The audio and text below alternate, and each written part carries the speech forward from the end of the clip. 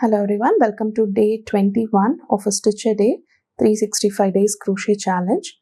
And in today's video, I'm going to show you how to make a foundation triple crochet. To make a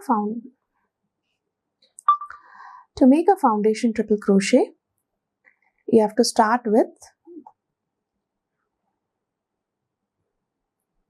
5 stitches and yarn over twice.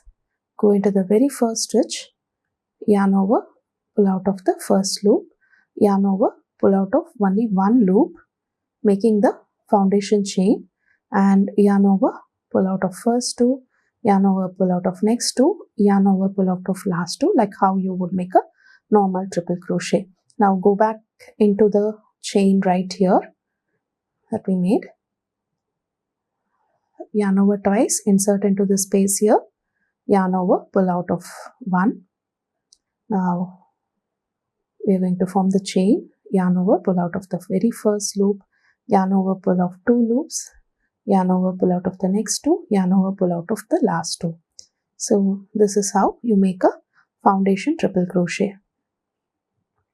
Do try this out, and I'll meet you back tomorrow with yet another interesting crochet stitch. Thank you.